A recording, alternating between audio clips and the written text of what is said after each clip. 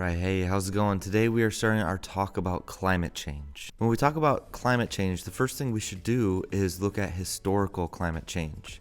For us to really understanding what's happening right now and if we should be concerned, we have to know what sort of patterns we've seen over the history of Earth. And it just so happens that our climate has changed a whole lot in Earth's history. Humans have just evolved and kind of grown up in a time where Earth's climate was very consistent and constant. And this is a really good thing, but also it just means we're very dependent on our climate.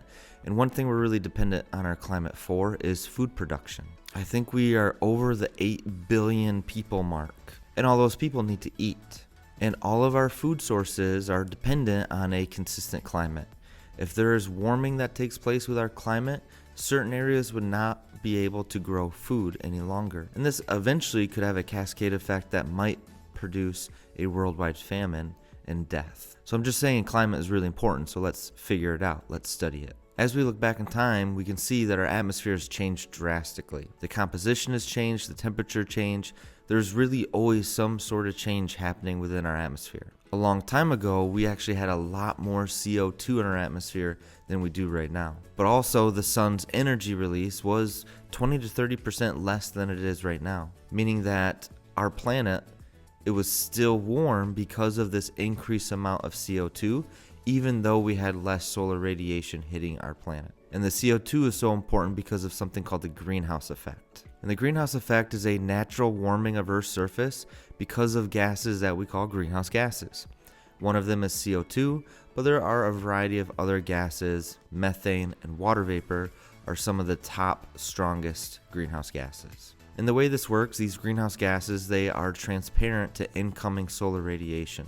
So sunlight still comes through our atmosphere, it passes through these greenhouse gases without stopping or slowing down or anything like that. All of this solar radiation hits the surfaces of Earth, warms those up, and then those surfaces release that energy in a different wavelength now. Now it's infrared radiation that heats up the troposphere where we live. And some of that energy heads towards outer space, but it is blocked, it's stopped, it's absorbed by these greenhouse gases. It's reflected back down towards the surface, it's trapped here in the troposphere, making the lower atmosphere warm up. Without these greenhouse gases, all of this radiated heat would escape back into space, and really we would be living on a giant snowball that's going around the sun. The greenhouse effect is that important. But where this might become an issue is the unnatural warming of our planet because of human-produced CO2, and we call that global warming. So really also part of our study here is just understanding what's natural warming and what is unnatural warming that may have been caused by humans. And we're going to look at that.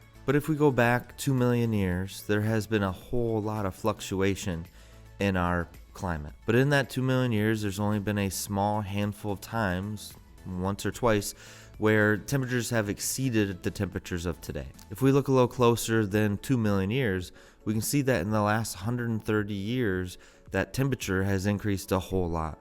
And this is due to the Industrial Revolution, burning of fossil fuels, and really releasing CO2. And hopefully you have that part of your brain that is that skeptical scientist, and you're saying, okay, Mr. Z, like you're saying there's climate change for 2 million years, prove it. How do we really know that the climate has fluctuated over time?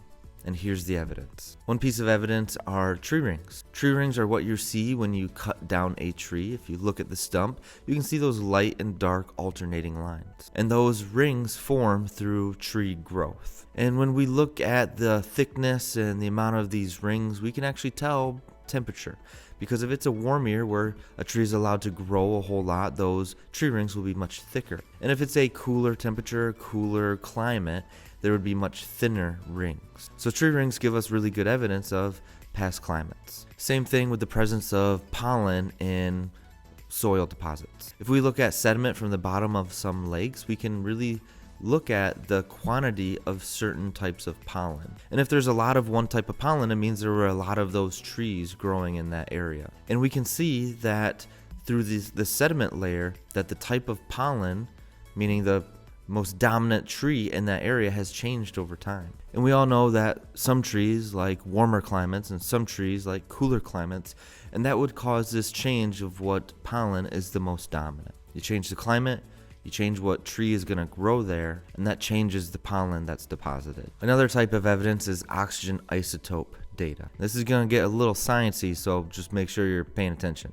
An isotope is an atom that has the same number of electrons and protons, but a different number of neutrons. When we look at oxygen, we have O16, which is kind of our normal oxygen, that has 8 protons, 8 electrons, and 8 neutrons. And it has an atomic mass of 16 because of the protons and neutrons. But there's an isotope of oxygen that's O18.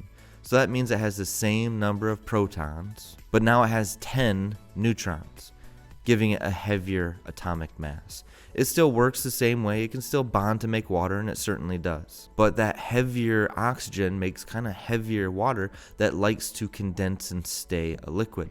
Unlike O16 water, that's kind of lighter and it's easier to evaporate, easier to turn into water vapor, a gas. And so if you think about this during, let's say, a warm period or maybe a cold period, like an ice age, during an ice age, there's still evaporation. There's still warm parts of the ocean. The equator is still like not covered in ice. There's still evaporation. And that evaporation is mainly going to be of O16. But during an ice age, a lot of that evaporation from the ocean gets trapped as snowfall and trapped in glaciers on land. So if we look at the ratio of O16 to O18 during an ice age, in things like the shells of sea life or ocean sediment or coral reef, if we look at that ratio during an ice age, there is less O16 and there would be a higher amount of O18. But during a warm period where glaciers melt, again, remember those glaciers mainly were made out of that O16 water that was evaporating from the ocean. So if all of this O16 water, ice, glacier melts, eventually it's going to flow back into the ocean, and that's going to balance back out or increase the amount of O16 in the ocean. So looking very carefully at these O16, O18 isotope ratios, we can really tell a whole lot about the climate. And like I said, these ratios are found in things like the shells of sea life or coral reef fossils or even just in ocean sediment itself.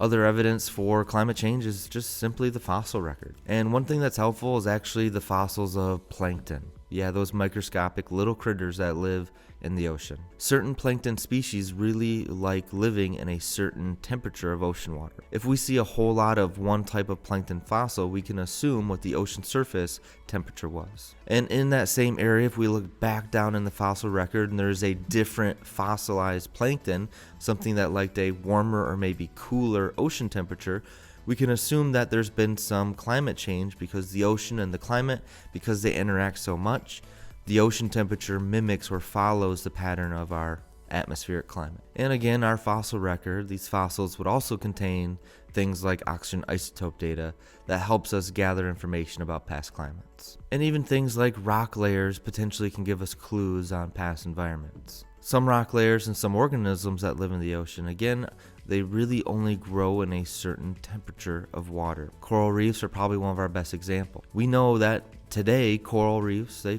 grow in warm, shallow ocean water. But anytime you see fossilized coral, you can kind of assume that the climate in that area must have been sometime in the past warm and shallow water, just like right here in Michigan. We have Petoskey stones, and those Petoskey stones are fossilized coral reef.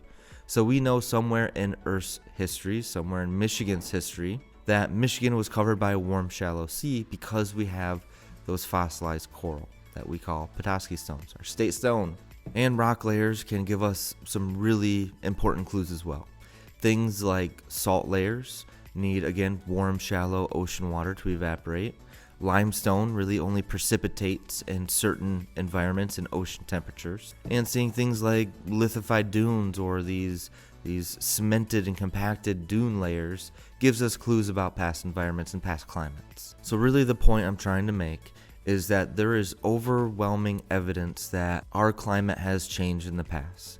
Way back in Earth's history to now, there is climate change taking place.